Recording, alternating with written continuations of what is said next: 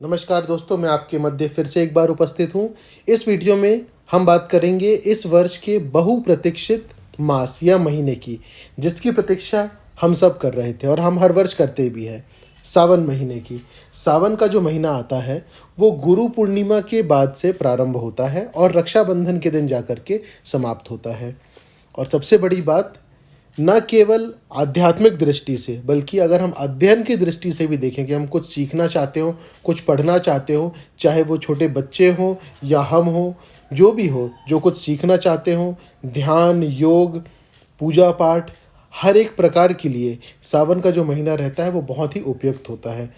इस वर्ष जो सावन का महीना है वो 11 जुलाई से प्रारंभ हो रहा है। 10 जुलाई को गुरु पूर्णिमा की तिथि है।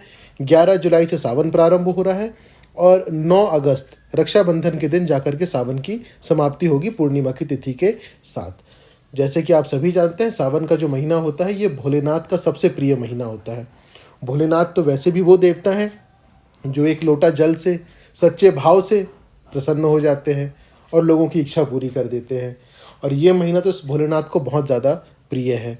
हम हर वर्ष इस चैनल में आपको बताते हैं कि आपको अभिषेक यानी कि जो रुद्र अभिषेक किया जाता है सावन के महीने में, वो कब कब करना चाहिए, कौन सी तिथि आपके लिए शुभ है, कौन सी विशेष है और कौन से विशिष्ट है। वैसे तो पूरे सावन का महीना ही रुद्राभिषेक करने के लिए अति शुभ माना जाता है।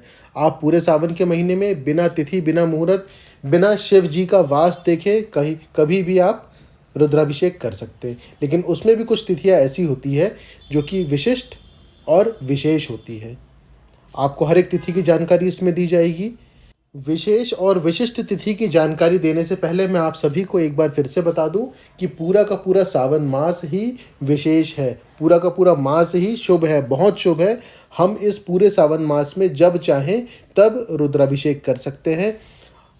इसलिए ये मत समझिएगा कि जो तिथि आपको बताई जा रही है केवल उन्हीं में करना है, बाकी आपको आगे और जानकारी दे दी जाएगी। जो लोग अभिषेक नहीं कर सकते हैं, चाहे वजह जो कुछ भी हो, वो केवल भोलेनाथ को जल ही अर्पित कर दे, एक लोटे जल ही अर्पित कर दे। अगर लोटा भी नहीं है, हाथ से ही जल अर्पित कर दे। वो भी नहीं कर सकते तो जहाँ है वहीं से भोलेनाथ का ध्यान कर ले, बस इतना ही काफ़ी है। ऐसा नहीं है कि आपको आपकी स्थिति नहीं है, चाहे वजह जो भी हो, आप नहीं कर सकते हैं, उसके बाद भी आप अगर मंदिर नहीं जाएंगे तो आपको उसका फल प्राप्त नहीं होगा। ईश्वर भी जानता है कि आपकी स्थिति क्या है और आप अपनी स्थिति के अनुसार या अनुरूप किस प्रकार से उनका ध्यान कर रहे हैं।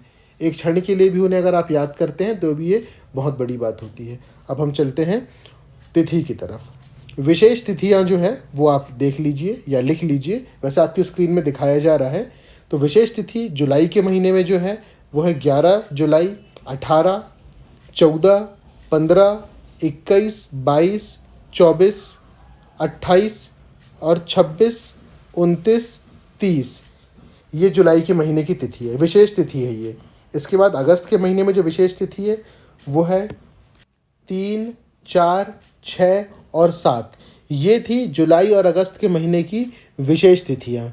अब इसके बाद हम चलते हैं विशिष्ट तिथियों की तरफ। ये विशेष तिथि है, इसमें आप मुहूर्त देख करके अपने हिसाब से आप चाहें तो रुद्राभिषेक कर सकते हैं। इसके बाद जो लोग इन तिथियों में नहीं कर सकते, जिन्हें लगता है कि कोई एक आध विशेष या अति विशेष तिथि हमको मिल जाए जिसमें हम कर लें तो बहुत ज़्यादा हमको लाभ मिले, तो वो तिथि मैं आपको बता देता हूँ। उससे पहले मैं चाहूँगा कि जो लोग नए हैं वो इस चैनल को सब्सक्राइब ज़रूर कर लें और बेल आइकन यानी घंटी का जो चिन्ह है उसे ज़रूर दबा लें, जिससे कि भविष्य में इस चैनल में जो भी जानकारी दी जाएगी वो सीधे आपके पास पहुंच सके और सबसे पहले पहुंच सके। सब्सक्राइब कर लिया हो तो धन्यवाद। अब हम चलते हैं विशिष्ट तिथि की तरफ। विशिष्ट तिथि इस बार 5 तिथियां हैं। पहली विशिष्ट तिथि है 14 जुलाई। 14 जुलाई सावन सोमवार भी है और साथ ही साथ गणेश चतुर्थी भी है, यानी कि मासिक गणेश चतुर्थी जो रहती है वो भी है। दूसरी तिथि जो है विशिष्ट में वो है 21 जुलाई, सोमवार का दिन है, यानी कि सावन सोमवार भी है और साथ ही साथ एकादशी की तिथि भी उसी दिन पड़ रही है। फिर आता है 24 जुलाई। 24 जुलाई की जो तिथि है, इस दिन बहुत सारे शुभ मुहूर्त एक साथ आ रहे हैं, जैसे कि गुरु पुष्य नक्षत्र है, हरियाली अमावस की तिथि है, सर्वार्थ सिद्धि योग है, अमृत सिद्धि योग है। ये सारे योग एक साथ एक ही दिन 24 जुलाई को पड़ रहे हैं। तिथि और समय अगर आप जानना चाहें तो आप कमेंट में लिख करके पूछ सकते हैं। आपको विशेष तिथि या जो समय होगा, किस समय करना चाहिए, हर एक चीज़ की जानकारी दे दी जाएगी। इसके बाद आता है विशिष्ट तिथि में 29 जुलाई। 29 जुलाई का जो दिन है वो नागपंचमी का दिन है।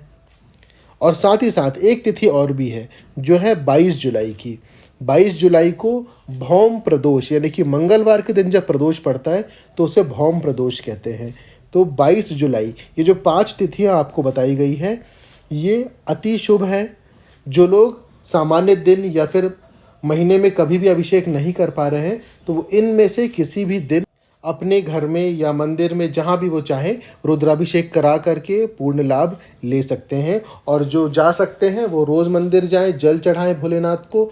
ध्यान रखिएगा, बेलपत्र और शमी पत्र, ये 2 पत्तियाँ ऐसी हैं जो भोलेनाथ को निश्चित तौर पे आप चढ़ाएं।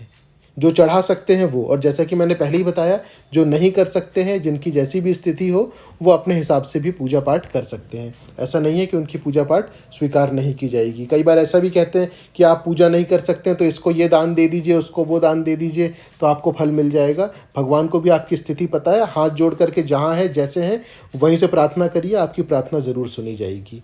बस सच्चे हृदय से ईश्वर को पुकारने की आवश्यकता है।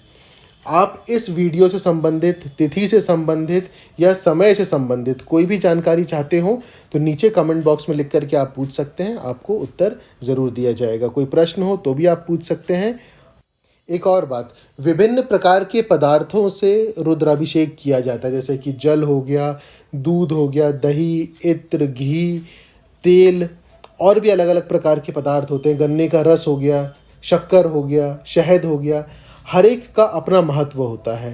तो जो कोई भी इसके बारे में जानना चाहता हो वो कमेंट करके पूछ सकते हैं। विशेष इच्छा पूर्ति के लिए भी हम अलग अलग प्रकार के पदार्थों से विशेष दिन में, जो तिथि आपको बताई गई है उसमें से भी कुछ तिथि है जो आपकी विशेष मनोकामना पूर्ति के हिसाब से भी आप रुद्राभिषेक उस दिन करवा सकते हैं। अगर आपके निकट में कोई पंडित हो या कोई विप्रवर हो तो आप उनसे भी जानकारी ले सकते हैं। और अगर इस चैनल के माध्यम से जानना हो तो कमेंट में लिख के आप पूछ सकते हैं, जो भी आपकी विशेष मनोकामना पूर्ति हो, कि उसके लिए आपको किस दिन रुद्राभिषेक करना ठीक रहेगा और किस पदार्थ से करना ठीक रहेगा, आपको उसकी भी जानकारी दे दी जाएगी। जल्द ही दूसरी जानकारी के साथ फिर उपस्थित होंगे। धन्यवाद।